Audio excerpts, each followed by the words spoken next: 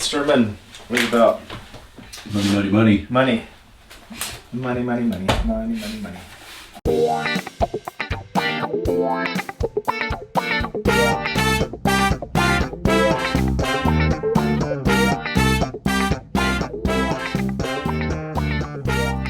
Hello, everyone. My name is Sean Clark, and I am the senior pastor at Faith Community Church. And this week, I have Scott Painter with me back in the office. It's been a while. It has been a while, man. You've had some really good fill-in guests, and they're not even fill-in Not guests. even I feel like fill-in. I'm the fill-in guest That's now. right. Now you've You've gotten some great people on lately. Who has it been? I know it was Marilyn Gross last week. Well, I was mowing my yard today. Uh-huh. I thought I should listen to the review preview to catch up.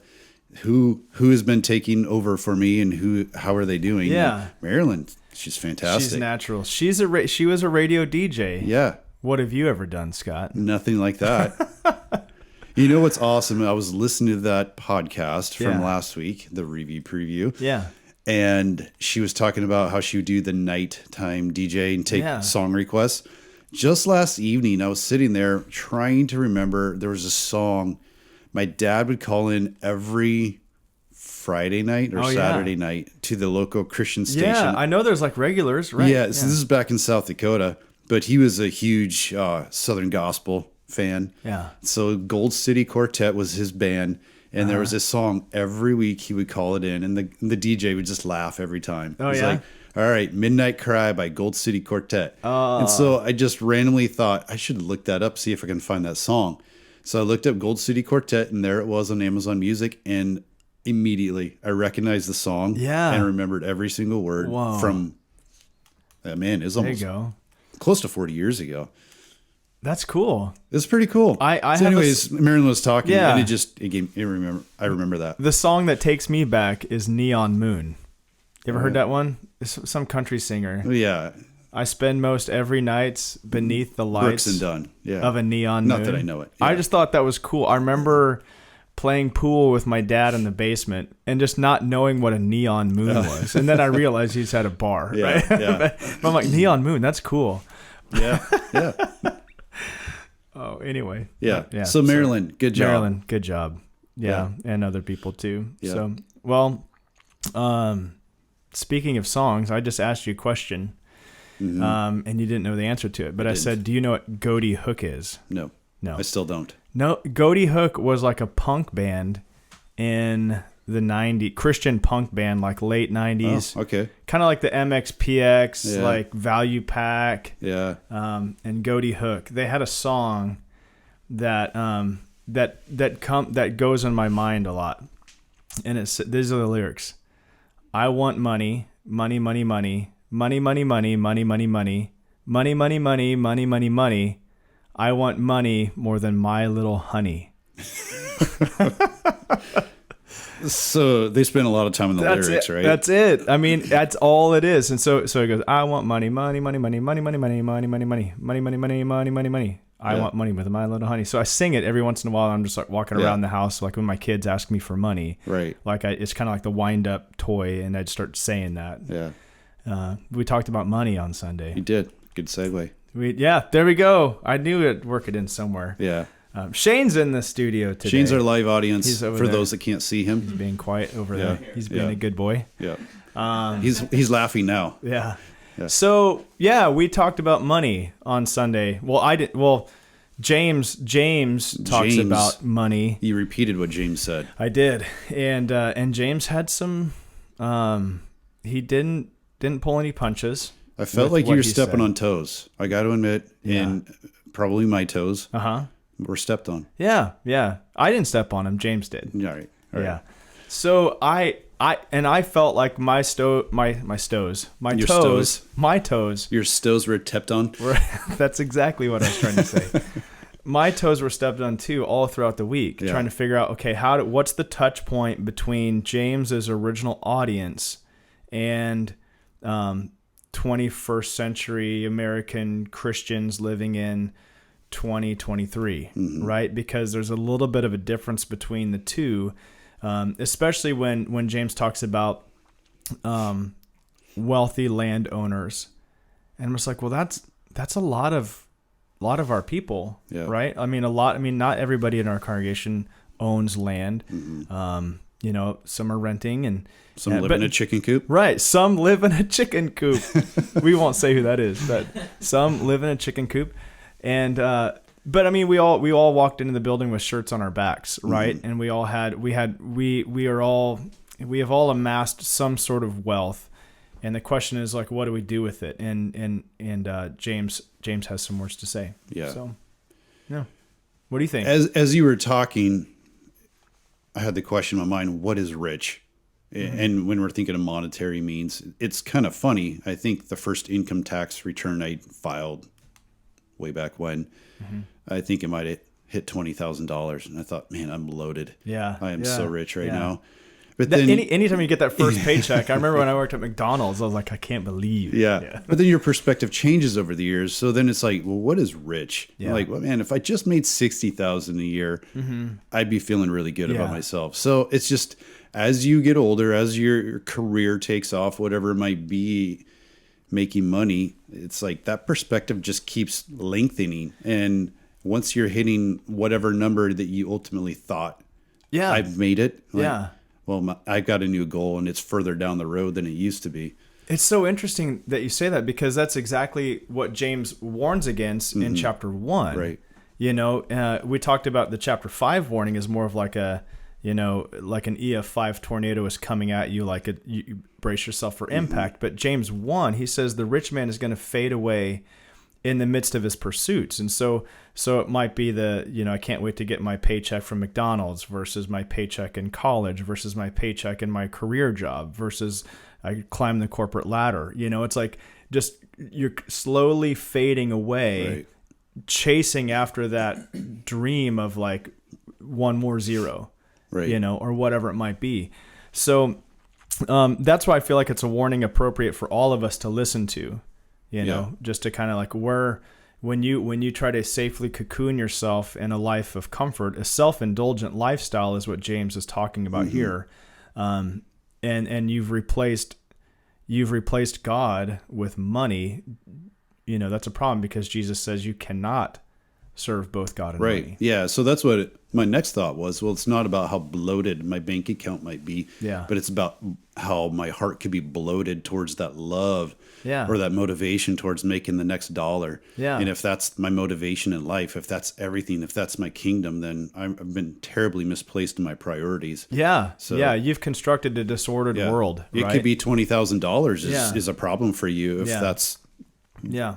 everything that you base your Yeah. identity on. It's interesting because Paul tells Timothy in 1 Timothy 6, and he kind of charges him to light a fire underneath the rich who are in his congregation in Ephesus. So, but in that charge that he gives him, he clearly identifies that God is the one who has given the riches.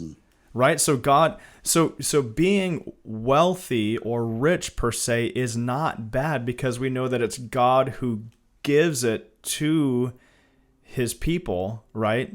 According to his will. But then what becomes a problem is if that's all we live for and we're just living this self-indulgent, luxurious lifestyle without any desire to invest it in kingdom building purposes. Right. Yeah. You know, so that's, so God, I wanted to be careful with that because we all, like to say, we could all feel like our toes were stepped on because we've all been given so much. But we have to recognize that God is the one who's given us so much. Right. So now we need to honor him with what he has given us. Yeah. You know, and be willing to hold it loosely or to let it go to other people to bless them for kingdom purposes. It's a much better investment strategy is what Jesus says, right? Yeah. And I appreciate how you didn't focus it on just money. Obviously, that's what the first thing that we think of probably when we read that passage, but it's the currency in our lives. I mean, when we talk to our kids, it's like, if you're going to discipline them, what's the currency that you're going to take away from them to make them really hurt, to make them really think? Yeah. It's like, it's their tablet or it's their ball or whatever Yeah. it might be. It's like, that's their currency, that's their value, and then that's what they're centered around right now. Yeah. So it's more than just money. It could be social media. It could be your smartphone. Yeah. It could be your car. Yeah. Whatever it might be. Yeah. And that's the thing is like categorically, we know that James is talking about wealthy landowners But like you said, we're so rich in so many ways. I was joking with the staff about this earlier today. Sometimes my kids and sometimes myself, at the slightest hint of hunger, will say something like this: "Man, I'm starving." Yeah. Starving?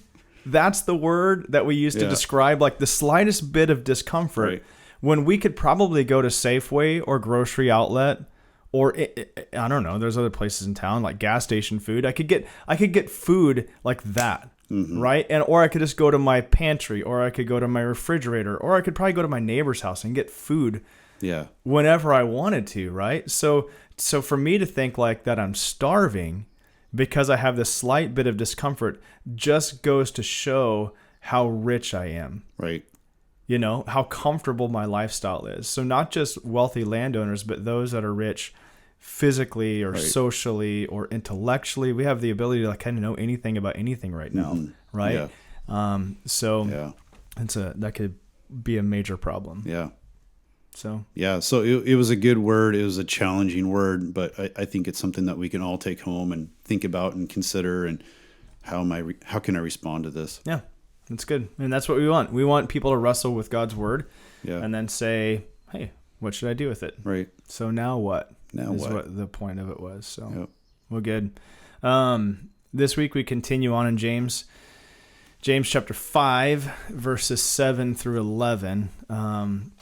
We're going to look at that one, and we're going to see, what are we going to see? We're going to see two things. One thing that we shouldn't do, one thing that we should do, and then one massive reason why we should or shouldn't do those things. That's a lot of vagueness. Is that vague or what? So that just tells you it's early in the week. Yeah. And I'm still working on this. Sean has still to put his sermon together. Right. So hopefully we'll get a little bit more direction on Sunday. But basically what it is learning how to receive from the Lord what he's working, right, when we face suffering. Mm-hmm. So all of our sufferings are filled with God's purposes, and we have a tendency to complain or grumble. So that's the thing that we're not supposed to do. The thing that we're supposed to do is to patiently wait for God. And the massive reason why is because Jesus is coming back. Yeah. So there's actually that last point, Jesus is coming back. I haven't really worked on it much yet, but man, there's a lot of stuff I feel like I want to say with that. And I know that already what I've been working on, I already have a lot to say in the first 2 points. So we'll see how much we get into that. That might be something that we get to later on in the summer, but that's massive. Yeah. So awesome. So there we go. You went camping this weekend, man. Yeah. Silver Lake. It was good. Good. It was really good. Yeah. Yeah. Any other camping trips this summer? I think our next scheduled camping trip would be with Faith Community Church at Brace Creek. Boom. There it is. Yeah, maybe we'll get out before then. We'll see. That's a fun time. And I say that not ever having officially camped there. I just kind of go up for the day usage thing. You tasted it. I tasted it. This year I'm not going to be there. It's a bummer. I'm going to be in Alaska. Poor me. Poor me. It was the only time that we could really go and see family and extended family. So it's always a good time at that camping trip. So I guess as far as scheduled events coming up, that's one. That's one. You got a month to prepare people. That's right. So I think that's all. There's a lot of stuff coming up. There is lots and There's stuff. Things. As End vague of the as my school sermon. year, graduations, VBS is coming up in a couple of weeks. Yeah, and we need more workers. Yeah, I talked to Melanie. I said, I think I got a couple days open. Ooh, so. Nice. Yeah, she just brought that up at staff. She's like, I need some more workers. Yeah. So there you go. Yeah. If you are able-bodied and you like children and you like serving the Lord. Even if you don't like children, just show up. Maybe. Yeah. We want to like children a little bit, because VBS is mostly for kids. And big kids. Yeah. This morning I bought my outfit for Vacation Bible School. Yeah. I bought an outfit this year. So is this going to be a surprise? Well, the theme is about outer space. Oh. You're an astronaut. So you think of astronaut, maybe alien. Oh. Okay. I don't know, but it's on that. Yeah. TBD. You'll have to wait and see. So Exciting. unless you have access to my Amazon account, then you can already see it. No, there is an Amazon receipt right there. Don't look at it. All right, I think that's it. We're just All right. rambling now. Yeah. So good. Thanks, Scott. It was good to have you back, man. It's good to be back. All right. And Have a good week. We'll see you all on Sunday at 10 a.m. Take See you care. guys. Bye.